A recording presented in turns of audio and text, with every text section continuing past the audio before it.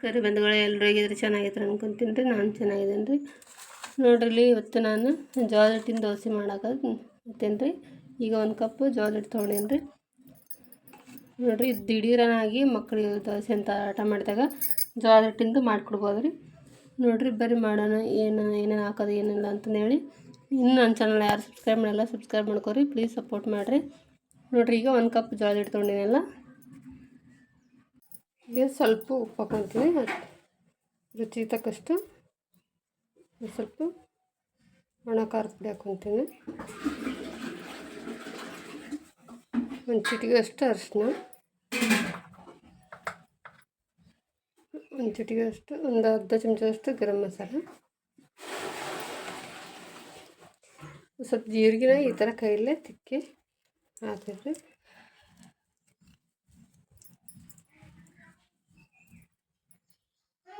ನೋಡಿರಿ ಇಷ್ಟು ಹಾಕ್ಕೊಂಡು ಸ್ವಲ್ಪ ನೀರು ಹಾಕ್ಕೊಂಡು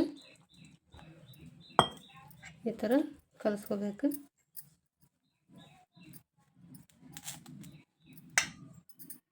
ನೋಡಿರಿ ಅದಕ್ಕೆ ಕಲಿಸಿಟ್ಕೊಂಡು ನಾನು ಅದು ಸ್ವಲ್ಪ ಒಂದು 5 ನಿಮಿಷ ನೆನೆಬೇಕು. ನೋಡಿರಿ ಈಗ 5 ನಿಮಿಷ ಆಯ್ತು, ಎಲ್ಲ ಇಟ್ಟು ಸ್ವಲ್ಪ ನೆಂದೈತಿ. ಅದಕ್ಕೆ ಹಾಕೋಕೆ ಈಗ ಒಂದು ಉಳ್ಳಾಗಡ್ಡಿ ಹೆಚ್ಚಿಟ್ಕೊಂಡಿನಿ, ಒಂದು 2 ಮೆಣಸಿನ್ಕಾಯಿ ಹೆಚ್ಚಿಟ್ಕೊಂಡಿನಿ, ಸ್ವಲ್ಪ ಕರಿಬೇವು, ಒಂದು ಅರ್ಧ ಗಜ್ಜರಿನ ತುರಿದಿಟ್ಕೊಂಡೇನೆ. ಈಗ ಇಷ್ಟು ಇದಕ್ಕೆ ಮಿಕ್ಸ್ ಮಾಡ್ತೇನೆ ರೀ. ನೋಡಿರಿ ಅವೆಲ್ಲ ತರಕಾರಿ ಹಾಕಿದ್ರೆ ಸ್ವಲ್ಪ ಗಟ್ಟಿ ಆಯ್ತು. ಮೇಲೆ ಬೇಕಂದ್ರೆ ಸ್ವಲ್ಪ ನೀರು ಹಾಕ್ಕೊಂಡು ದೋಸೆ ಅದಕ್ಕಿಂತ ಸ್ವಲ್ಪ ತಿಳಿದಿರ್ಬೇಕು ಇದಕ್ಕೆ. ನೋಡಿರಿ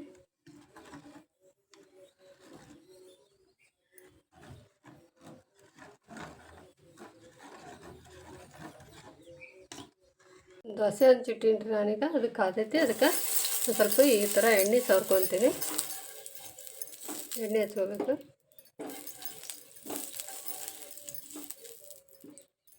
ಇದು ಕಲಿಸಿಟ್ಕೊಂಡಿದ್ದು ದೋಸೆ ಹಿಟ್ಟನ್ನ ಸ್ವಲ್ಪ ತಿಳುವನೇ ಇರಬೇಕು. ಇದು ಈ ಥರ ತೆಳ್ಳಗೆ ಹಾಕೊಂಡು ಹೋಗ್ಬೇಕು. ಇದನ್ನ ಚೆಂಚಲ್ಲಿ ಮುಟ್ಟಬಾರ್ದು, ಮುಟ್ಟಿದ್ರೆ ಹತ್ತೋ ಚಾನ್ಸ್ ಇರ್ತೈತೆ.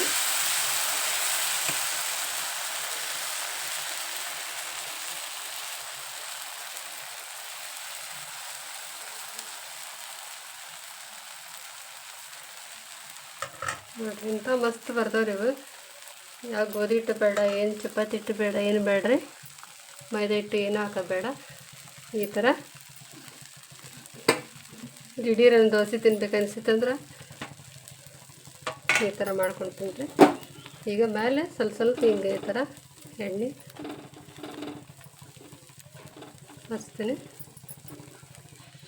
ಉರಿನ ಸ್ವಲ್ಪ ಮೀಡಿಯಮ್ನೊಳಗೆ ಇಡಬೇಕು. ಇದನ್ನು ಮೀಡಿಯಮ್ ಫ್ಲೇಮ್ ಒಳಗೆ ಇಟ್ಟರೆ ಕರೆಕ್ಟಾಗಿ ಬೇಯ್ಕೊತೈತಿ.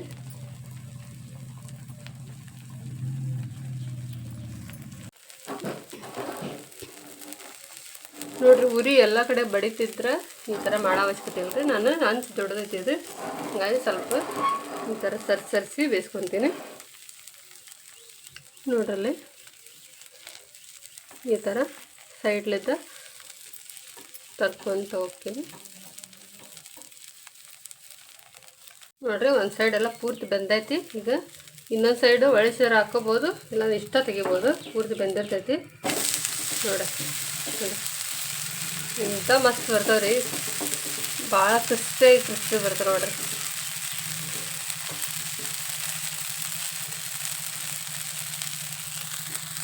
ನೋಡ್ರಿ ಬಂದೈತಿ, ಮತ್ತೆ ತೆಗಿತೀನಿ ನೋಡ್ರಿ ಅದನ್ನು.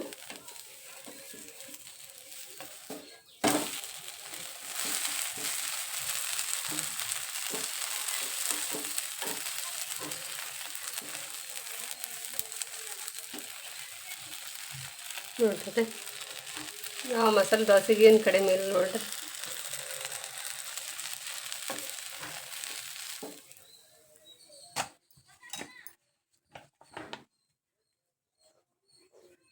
ಮತ್ತೊಂದು ಎಣ್ಣೆ ಹಚ್ಕೊಂಡು ಈ ಥರ ಬ್ರಷ್ ಇಲ್ಲಿದ್ರಿ, ಈ ಥರ ಒಳಗಟ್ಟಿಲ್ಲೇ ಈ ಥರ ಹಚ್ಕೋರಿ, ಅಂದ್ರೆ ಟೇಸ್ಟ್ ಚೆನ್ನಾಗಿ ಬರುತ್ತೆ ಅಂತಂದು ಎಣ್ಣೆ ಹಚ್ಚೋದು. ಹಂಗನ ಹಾಕ್ಬೋದು ನೋಡಿರಿ. ಮತ್ತೊಂದು ಹಾಕ್ತೀನಿ ಈಗ ನಾನು.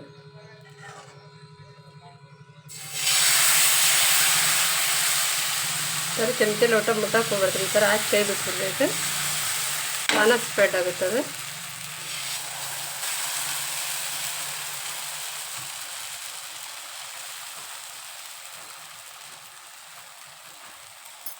ಹಾಕಿದ ತಕ್ಷಣ ಸ್ವಲ್ಪ ಉರಿ ಜಾಸ್ತಿನೇ ಇರಲಿ, ಆಮೇಲೆ ಕಡಿಮೆ ಇಟ್ಕೋಬೇಕು. ಈ ಥರ ಸ್ವಲ್ಪ ಎಣ್ಣೆ ಹಚ್ಕೊಂಡ್ರೆ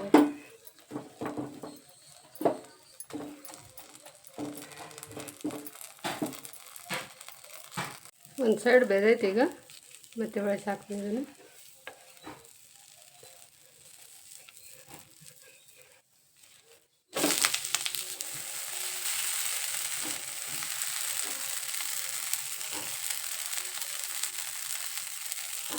ನೋಡ್ರಿ ಈ ಸೈಡ್ ಒಳಗೆ ಸಿಕ್ಕಿದ್ದೆಲ್ಲ ಬಂದೈತಿ, ತೆಗಿತೀನಿ ನೋಡ್ರಿ. ನೋಡ್ರಿ ಎಷ್ಟು ಗರಿ ಗರಿ ಬರ್ತಾವ.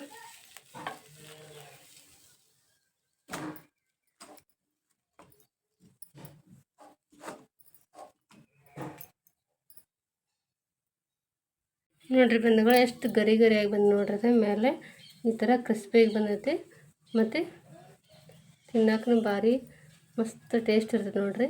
ಈ ಥರ ನೋಡ್ರಿ ಚಟ್ನಿ ಒಳಗಾದ್ರೆ ಎದ್ಕೊಂಡು ತಿನ್ಬೋದು, ಸಪ್ಪಂದಾದ್ರೆ ತಿನ್ಬೋದು. ಮಕ್ಕಳಿಗೆಲ್ಲ ಚಟ್ನಿ ಇಷ್ಟ ಇಲ್ಲಾಂದ್ರೆ ಈ ಥರ ಮಾಡಿಕೊಟ್ರೆ ಇಷ್ಟಪಟ್ಟು ತಿಂತಿರ್ತಾರೆ ನೋಡ್ರಿ. ಏನು ಇದರ ಮೈದಾ ಹಿಟ್ಟು ಹಾಕೋದು ಬೇಡ, ಅಕ್ಕಿ ಹಿಟ್ಟು ಹಾಕೋದು ಬೇಡ, ಏನು ಬೇಡ್ರಿ, ಬರೀ ಜೋಳದ ಹಿಟ್ಟು ಅಷ್ಟೇ ಬಳಸಿ ಈ ಥರ ಗರಿ ಗರಿಯಾಗಿ ದೋಸೆ ಮಾಡ್ಬೋದು ನೋಡ್ರಿ. ನಾ ಮಾಡಿದ ವಿಧಾನ ನಿಮ್ಗೆ ಇಷ್ಟ ಆತಂದ್ರೆ ಲೈಕ್ ಮಾಡಿರಿ, ಶೇರ್ ಮಾಡಿರಿ. ಹೊಸ್ದಾಗಿ ನೋಡ್ರಿ ನನ್ನ ಚಾನಲ್ ಸಬ್ಸ್ಕ್ರೈಬ್ ಮಾಡಿರಿ, ಪ್ಲೀಸ್ ಸಪೋರ್ಟ್ ಮಾಡಿರಿ ನೋಡ್ರಿ. ನಾವು ಒಳ್ಳೆಯಾಗ ಹಿಂಗೆ ಯಾವ ಥರ ಅಡುಗೆ ಮಾಡ್ತೀವಿ ಅನ್ನೋದು ತೋರಿಸ್ತೀನಿ ನಿಮ್ಗೆ ನೋಡಿರಿ. ಚಟ್ನಿ ಅದರ ಎದ್ಕೊಂಡು ತಿನ್ಬೋದು ನೋಡ್ರಿ, ಕೊಬ್ಬರಿ ಚಟ್ನಿ ಅರ, ಟೊಮೆಟೊ ಚಟ್ನಿ ಅರ. ಈ ಥರ ನೀವು ಒಮ್ಮೆ ಟ್ರೈ ಮಾಡಿ ನೋಡಿರಿ, ಮಸ್ತ್ ಇರ್ತೈತಿ. ಧನ್ಯವಾದ.